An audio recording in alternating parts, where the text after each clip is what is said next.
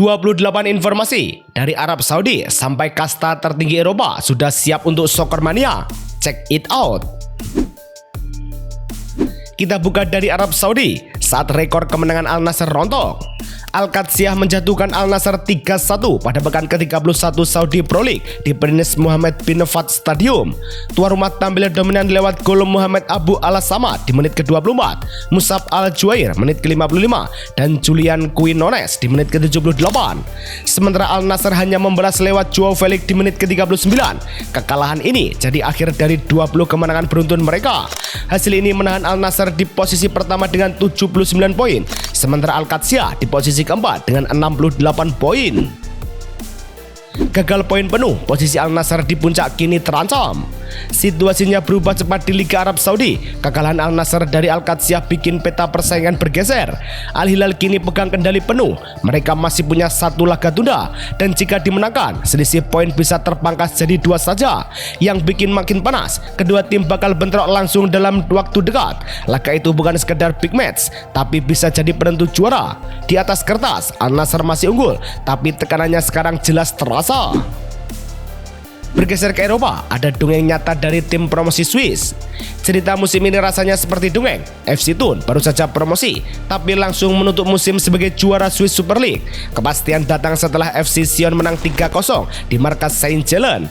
Hasil yang bikin posisi Thun tak terkejar. Sejak Oktober mereka sudah nyaman di puncak, bahkan melewati nama besar seperti FC Basel dan PSG Young Boys. Dengan dana terbatas, pencapaian ini jadi saksi. Ini salah satu kisah paling langka di Eropa. Dari juara Swiss, kita intip persaingan ketat di Liga Belanda. Di Eredivisie, Fortuna Sittard harus menyerah 1-2 dari Feyenoord di Fortuna Sittard Stadium. Kai Sehers membuka skor di menit ke-51 untuk tuan rumah. Drama muncul jelang akhir. Paul Gledden kena kartu merah. Lalu Tsuyoshi Watanabe menit ke-84 dan Gio Reed menit ke-90 memastikan kemenangan susah payah tim tamu. Hasil ini menjaga Feyenoord di posisi 2 klasemen dengan 61 poin, sementara Sittard tertahan di papan tengah. Masih di daratan Eropa, hujan gol terjadi di markas Lyon. Olympique Lyonnais tampil di Groupama Stadium dan menundukkan Stade Rennais 4-2 dalam lanjutan Ligue 1.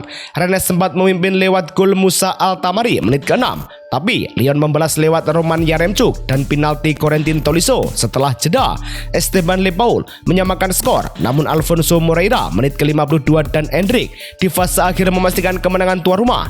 Hasil ini mengangkat Lyon ke posisi 3 besar dan membuka jalan ke Liga Champions musim depan. Rennes harus bertahan di posisi 5 dengan 56 poin. Dari kemenangan Lyon, nasib sial justru menimpa Borussia Dortmund. Borussia Mönchengladbach menaklukkan Borussia Dortmund 1-0 di Borussia Park dalam lanjutan Bundesliga lewat kemenangan yang datang di menit akhir. Satu-satunya gol lahir dari Haris Tabakovic di menit ke-88, memastikan tuan rumah unggul setelah sepanjang laga terus menekan. Kemenangan ini membawa Gladbach ke posisi ke-11 dengan 34 poin dan memastikan mereka aman dari degradasi. Sementara Dortmund tetap di peringkat kedua terpaut jauh dari Bayern Munchen. Dortmund tertahan, Milan pun bernasib sama di tangan Sassuolo. AC Milan pulang tanpa poin dari Mapei Stadium usai kekalahan 0-2 dari Sassuolo dalam lanjutan Serie A.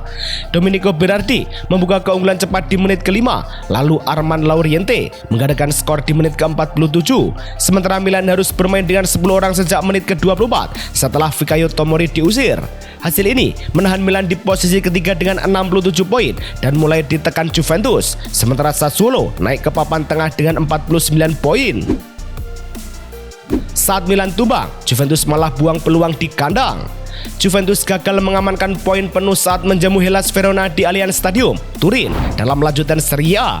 Meski dominan, tuan rumah justru tertinggal lebih dulu lewat Kieron Bowie di menit ke-34 sebelum Dusan Vlahovic di menit ke-62 menyelamatkan keadaan lewat tendangan bebas.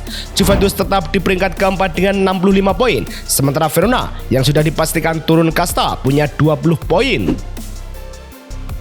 Berbeda dengan rivalnya, Inter justru berpesta mengunci gelar juara.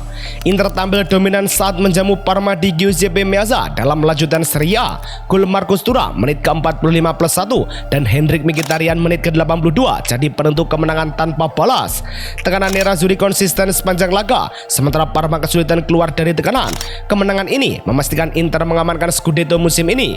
Inter berada di puncak klasemen dengan 82 poin. Keberhasilan di Meazza tadi mencatatkan sejarah baru bagi Nerazzurri.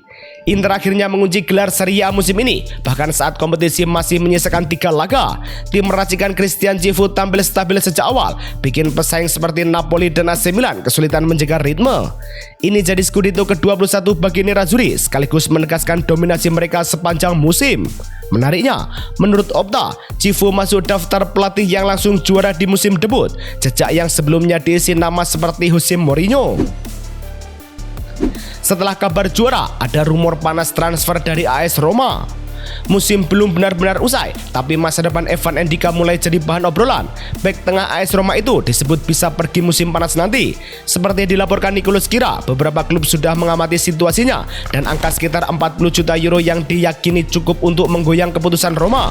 Padahal Ndika baru datang gratis dari Eintracht Frankfurt pada 2023. Musim ini dia tampil 39 kali dengan 5 gol, angka yang cukup solid untuk seorang bek.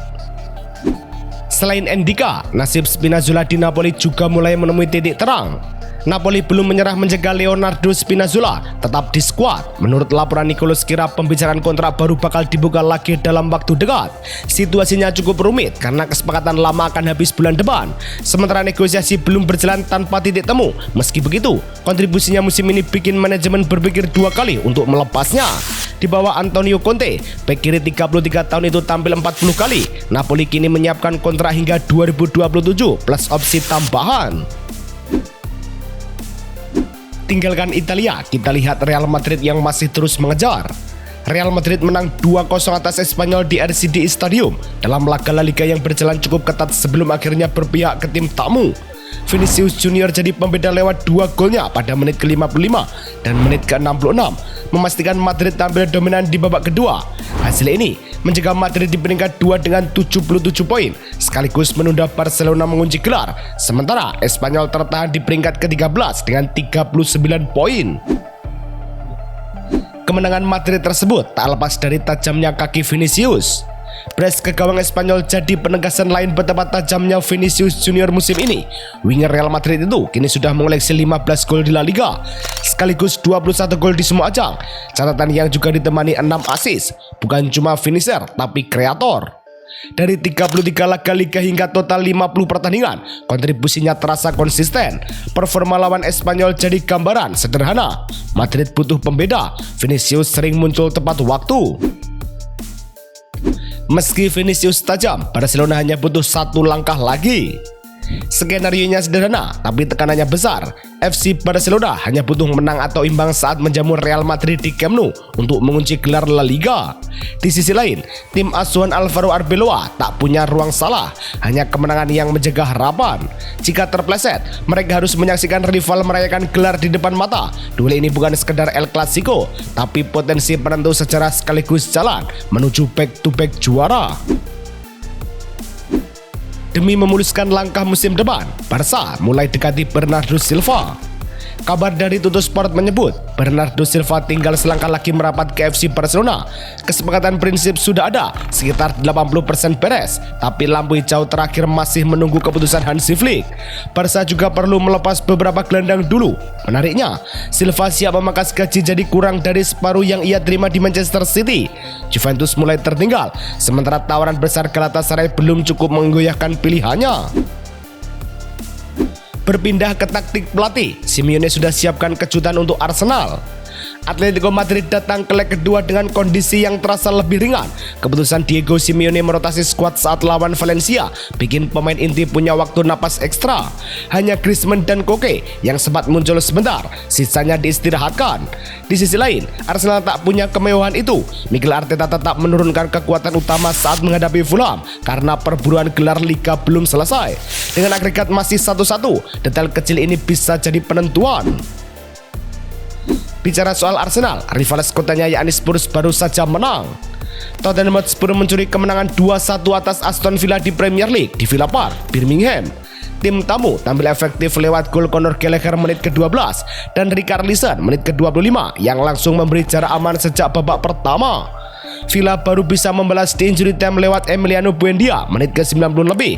Kemenangan ini mengangkat Spurs ke peringkat 17 dengan 37 poin, keluar dari zona degradasi dan menyalip West Ham. Di sisi lain, Villa tertahan di posisi 5 dengan 58 poin. Kebangkitan Spurs ini tak lepas dari racikan Manjur De Zerbi. Tottenham akhirnya menunjukkan tanda hidup. 2 kemenangan beruntun di Premier League jadi momen yang sudah lama hilang sejak awal musim. Menariknya, dalam 2 laga terakhir ini mereka mengoleksi 6 poin, lebih banyak dari total 14 pertandingan sebelumnya yang cuma menghasilkan 5 poin. Seperti dicatat Squawka, ada perubahan ritme yang terasa, permainan lebih berani, transisi lebih cepat, dan keputusan di sepertiga akhir makin tajam. Sentuhan Roberto De Zerbi mulai terlihat jelas. Selain taktik pelatih, performa Richarlison juga sukses memecahkan rekor. Richarlison kembali menegaskan dirinya bukan sekedar striker musiman.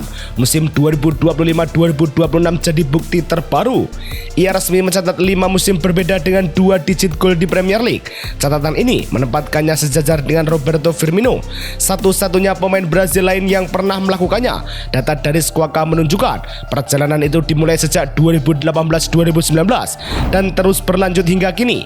Menariknya, musim ini belum selesai, artinya peluang memecahkan rekor pribadi masih terbuka.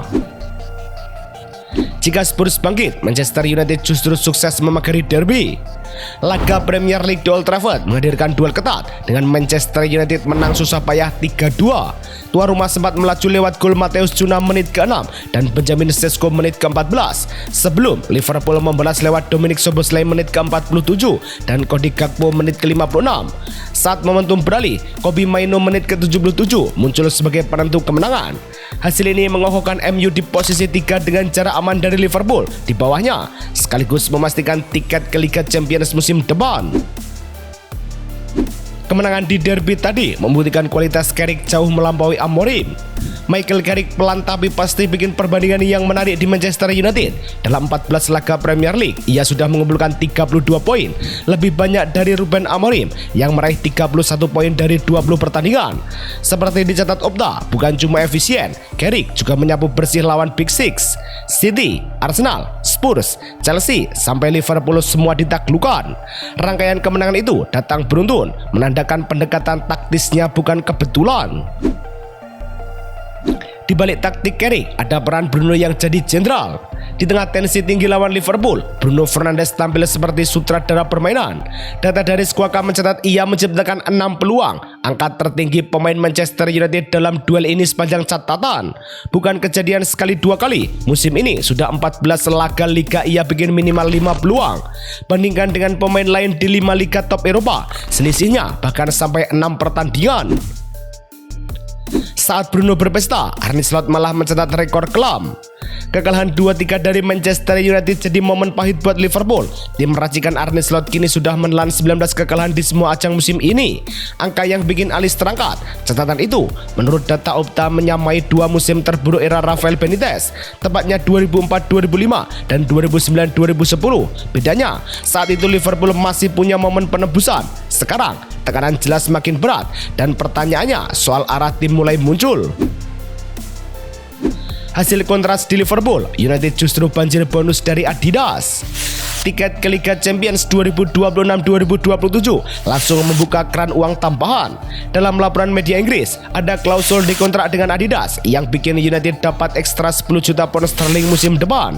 Nilainya memang tak sebesar hak siar, tapi tetap signifikan buat neraca klub. Ini jadi pengingat, tampil di kompetisi elit Eropa bukan cuma soal prestasi, tapi juga mesin pemasukan. Dengan dana makin tebal, ruang gerak United di bursa transfer jelas ikut melebar. Jika United sedang untung, Watford justru baru saja memutus kontrak. Kisah Ed Steele di Watford benar-benar singkat. Baru 83 hari memegang kendali sejak Februari 2026. Ia sudah harus angkat kaki usai kekalahan telak 0-4 dari Coventry. Situasi makin sulit karena 6 kekalahan dari 7 laga terakhir bikin tim tertahan di posisi 16 Championship. Dalam pernyataan resmi klub, Watford memastikan perpisahan ini sekaligus mengakhiri peran Karim Belhocin di staf pelatih. Kontrak yang awalnya dirancang 2,5 tahun pun berakhir jauh lebih cepat dari rencana. Berbeda dengan Watford, Newcastle justru memilih untuk tetap mempercayai pelatihnya. Masa depan Eddie Howe di Newcastle United tampaknya aman. Menurut laporan The Athletic, pembicaraan terbaru berjalan positif, termasuk pertemuan dengan petinggi PIF di Matt Van Gaal. Meski musim ini jauh dari target, posisi 13 klasemen dan tersingkir di 16 besar Liga Champions, manajemen tetap percaya pada arah yang ia bangun. Howe juga masih ingin lanjut jika ditarik ke belakang. Fondasinya jelas, tiket Liga Champions dan trofi Carabao Cup. Menutup kabar hari ini, Liverpool incar Marco Senesi untuk pertahanan. Liverpool mulai bergerak diam-diam. Nama Marco Senesi muncul sebagai target serius untuk musim panas nanti. Informasi dari Matteo Moretto menyebut kontrak awal segera dilakukan, apalagi kontraknya di Bournemouth bakal habis di akhir musim. Situasi ini bikin transfer terasa lebih terbuka. Di sisi lain, masa depan Ibrahima Konate masih belum jelas. Jadi lini belakang butuh antisipasi. Senesi 28 tahun dinilai cocok karena sudah terbiasa dengan kerasnya Premier League. Itulah rangkuman berita bola terlengkap hari ini. Jangan lupa cek video kita yang lainnya juga. Sampai jumpa besok. Salam Soccer Mania.